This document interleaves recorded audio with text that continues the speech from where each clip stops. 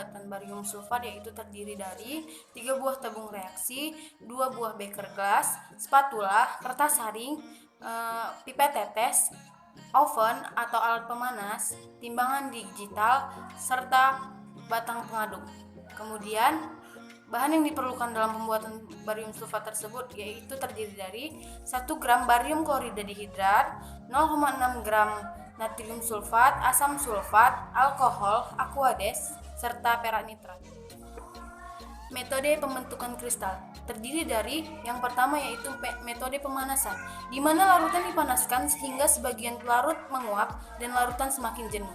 Yang kedua ada metode pendinginan, di mana larutan didinginkan sehingga zat yang memiliki titik beku paling tinggi akan mengalami pembekuan dan terjadi endapan. Yang ketiga yaitu metode pemanasan atau pendinginan. Larutan panas jenuh dilewatkan ke dalam tabung hampa, di mana dalam tabung hampa zat langsung mengalami pendinginan.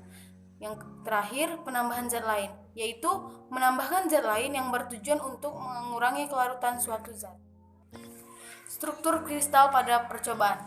Jadi, struktur kristal yang terdapat pada percobaan pembuatan barium sulfat yaitu bersifat ortorambik atau memiliki sel satuan yang terdiri dari 4 unit barium dan 4 unit ion sulfat.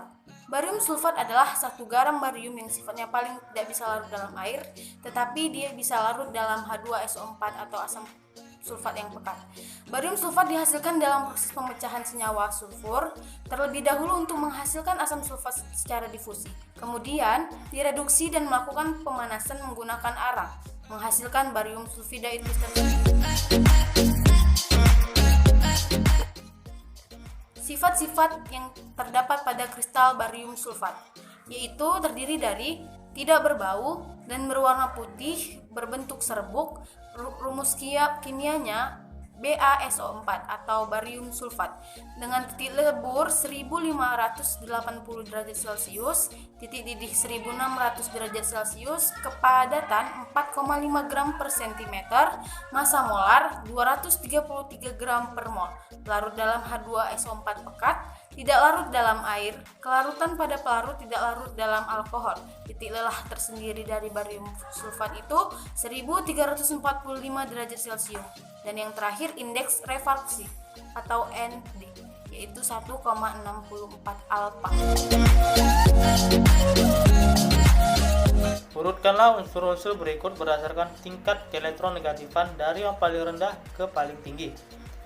A, F, I, Cl dan Br. B, Fe, Mn, Co dan Cr.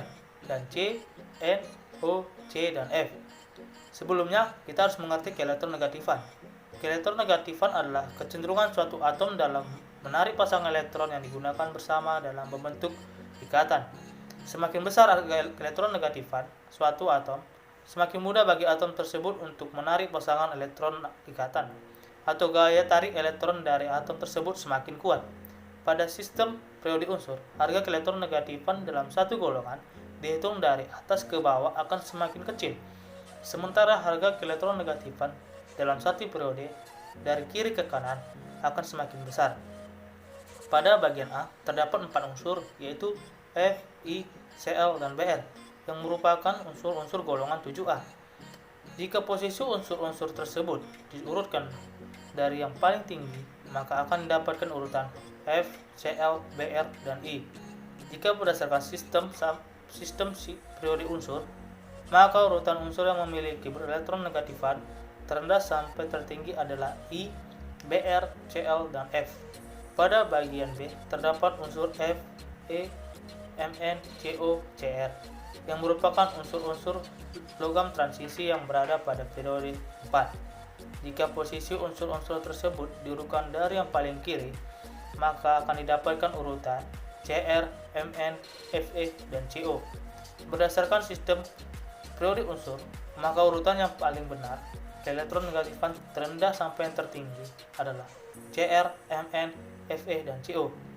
Pada bagian C terdapat unsur N, O, C, dan F yang merupakan unsur-unsur non-logam yang berada pada periode yang sama, yaitu periode 2. Jika posisi unsur-unsur tersebut diurutkan dari yang paling kiri, maka akan didapatkan urutan C, N, O, dan F.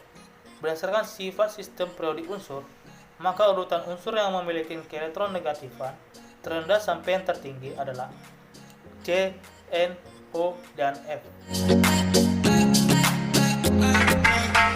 Sebutkan beberapa unsur. Yang pertama F, I, Cl, dan Br. Yang kedua Fe, Mn, Co, dan Cr. Yang ketiga N, O, C, dan F. Diurutkan unsur-unsur di atas berdasarkan afinitas elektron yang paling besar ke yang kecil. Sebelum menjawab soal tersebut, ada baiknya kita kembali mengingat pengertian dari afinitas elektron. Afinitas elektron merupakan besarnya energi yang dihasilkan atau dilepaskan apabila suatu atom menarik sebuah elektron. Afinitas elektron dapat digunakan sebagai ukuran mudah tidaknya suatu atom menangkap elektron.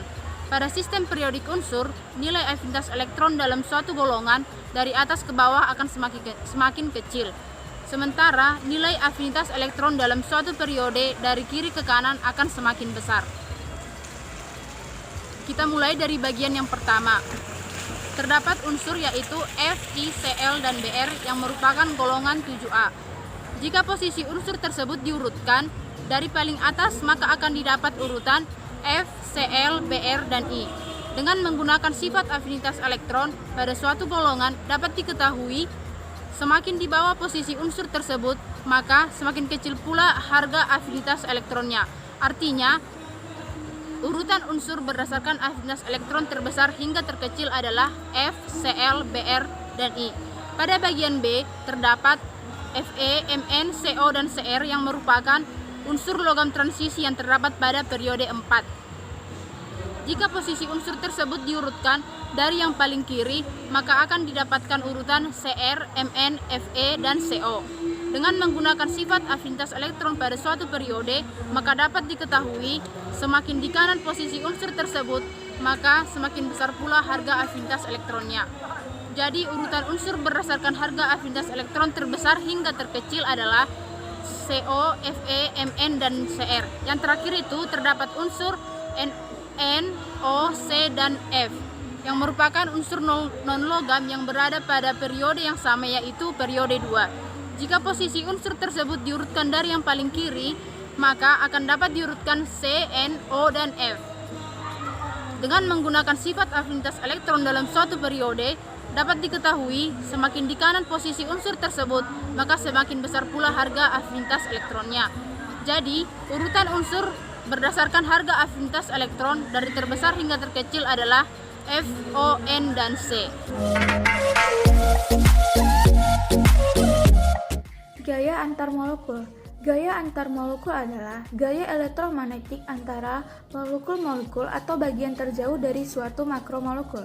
Gaya tarik-menarik antar molekul dibagi menjadi 3. Yang pertama, gaya London. Gaya London adalah gaya tarik-menarik antara molekul nonpolar. Yang kedua, gaya van der Waals. Gaya van der Waals adalah gaya tarik-menarik listrik yang relatif lemah akibat kepolaran permanen atau terinduksi. Berdasarkan kepolaran partikelnya, gaya van der Waals dibagi menjadi 4. Yang pertama, gaya dipol-dipol adalah gaya tarik-menarik antara molekul polar. Yang kedua, gaya ion-dipol adalah gaya tarik-menarik antara ion dengan dipol. Yang ketiga, gaya ion dipol terinduksi adalah gaya tarik-menarik antara ion dengan dipol terinduksi. Yang keempat, gaya dipol-dipol terinduksi adalah gaya tarik-menarik antara molekul polar dengan molekul nonpolar. Yang ketiga, ikatan hidrogen adalah gaya tarik-menarik antara atom hidrogen di dalam senyawa-senyawa yang berikatan dengan atom N, O, dan F. Ini saya akan menjelaskan tentang kisi kristal dan gambarnya. Yang pertama itu ada kisi rombohedral. Kristal dalam sistem kisi rombohedral selalu dalam sistem kristal trigonal. Tetapi beberapa kristal seperti kuarsa dalam sistem kristal trigonal tidak dalam kisi rombohedral. Sistem rombohedral mempunyai kisi Bravais sederhana, panjang rusuk A sama dengan B tidak sama dengan C, dan besar sudut alfa sama dengan beta sama dengan 90 derajat. Yang kedua itu ada kisi heksagonal. Pusat segi 6 membentuk kisi heksagonal dengan baris vertikal. Untuk kisi heksagonal dengan baris horizontal berskala linear akar 3 kali lebih besar. Simpul dari semua segi 6 bersama dengan pusatnya membentuk kisi heksagonal dengan baris horizontal yang berskala linear akar 3 lebih kecil dari kisi yang disebutkan pertama. Yang ketiga itu ada kisi kubus. Biasanya disebut dengan kubus sederhana, yang terdiri dari titik kisi pada setiap sudut kubusnya. Setiap atom pada titik kisi kemudian dibagi rata ke 8 kubus lainnya, sehingga hanya ada 1/8 bagian atom pada setiap titik kisi. Dengan ini, setiap sel satuannya memiliki satu atom 1/8 kali 8.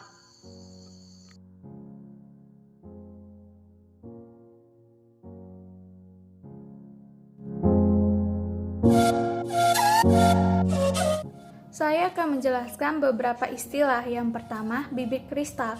Bibit kristal adalah bagian kecil dari kristal tunggal yang berasal dari kristal besar yang biasanya terbuat dari bahan yang sama yang akan tumbuh menjadi kristal. Yang kedua, garam. Garam adalah senyawa ionik yang terdiri dari ion positif atau kation dan ion negatif atau anion sehingga terbentuk senyawa netral. Garam terbentuk dari hasil reaksi asam dan basa. Yang ketiga, prinsip Basolo, yaitu kation besar akan lebih suka berikatan dengan anion besar dan kation kecil akan lebih suka berikatan dengan anion kecil. Yang keempat, letis atau kisi. Letis atau kisi adalah susunan titik-titik yang teratur dan periodik dalam suatu ruang. Yang kelima, kristal. Kristal adalah padatan yang memiliki struktur ion, atom, atau molekul yang teratur dalam bentuk 3 dimensi dan terdefinisi dengan baik. Yang keenam, kristalisasi. Kristalisasi adalah cara pemisahan komponen zat cair dan zat padat dalam campuran homogen dengan memanaskan campuran homogen tersebut sampai terbentuk padatan kristal dan zat cairnya menguap.